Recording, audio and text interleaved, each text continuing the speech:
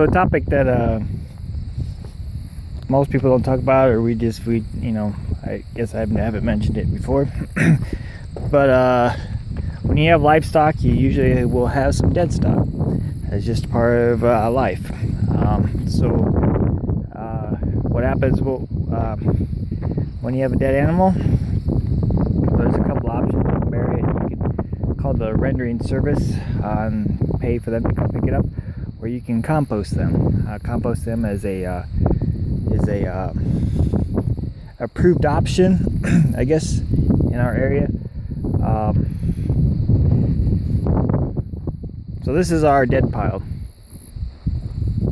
It's maybe 40 feet long,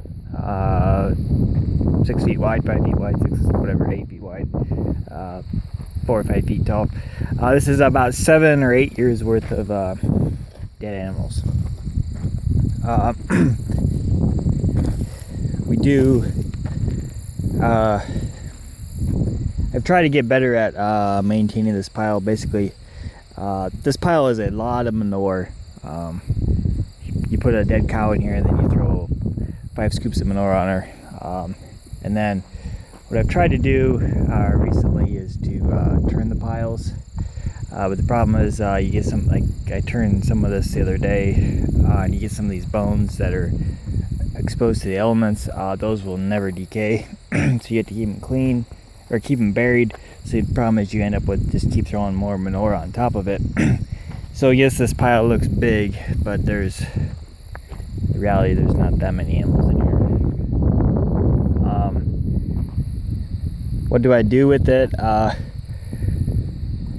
We do just this pile was turned this spring. I started turning part of it again not too long ago. We're going to turn it all over again, just to keep it, air into it, and composting, and try to get it the bones to disappear. I guess we've done it twice now over the last 20 years.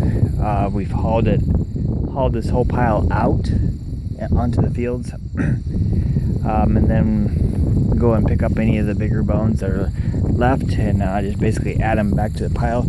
So in reality, some of these bones have been here for a long time. If they don't get covered and stay covered, then they kind of calcify over, and then it's really hard to get them. Like some of these you see, it's really hard to get some of them to decompose. So it's always a challenge to keep them all buried, and then you just keep adding some more manure onto it, and then your pile just keeps getting bigger. I have ran them through this slinger. What that happens is it chews them up, but it makes little shards. So the reality is those don't work really well for throwing back on the field. You're going to blow a tire. So we threw them back into the pile. Basically, the cow will disappear, fairly fast if you maintain your pile the way you're supposed to, which is, turning it every couple months, keeping it hot, keeping it decomposing. A baby calf will disappear really fast. But the reality is, when you have, like I said, when you have livestock, you'll have dead stock. So it's not uncommon to lose some baby calves during calving season, or 1 or 2 throughout the summer, just for various reasons, or 1 or 2 cows a year. When you have as many cows as we do, it's not uncommon to have 1 or 2 cows. Just you find them out in the pasture dead someday, for various reasons that you can't really control. Same thing with buying feeder cattle. A lot of times we buy some high risk feeder calves. You're bound to lose 1 or 2. So that's just the way it goes. So that's what we do with our dead animals, is we compost them. Like I said, this pile will get turned over again and again and again, and eventually, depending on how big it gets, eventually haul it out. But we kind of want to keep the bones out of the fields, just for like this, that could end up in a tire real easy. Had a heifer. Found a heifer in one of the feed bunk tires the other day. That's the second one in 20 years. They fight over the feed, and they get somebody gets thrown into the tires, and then they can't get out, and then you find them the next day when you go to feed. So that's why some of this is all chewed up, because she's down at that end. So anyway, yeah, this is where our dead pile is. It's down below all the buildings.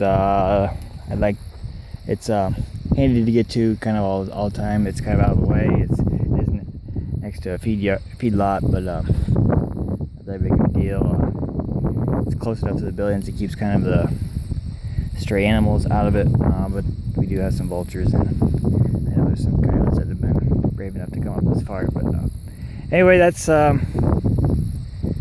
we deal with our dead animals. Other option is a rendering service, but they charge an arm and a leg to come get them, and etc. So this is a viable option for us, a legal option for us to do it. So this is how we deal with it. Comment, questions, subscribe, fun stuff as always. And yeah, this is the not so fun side of farming, but that's just a fact of life. So thanks for watching, guys.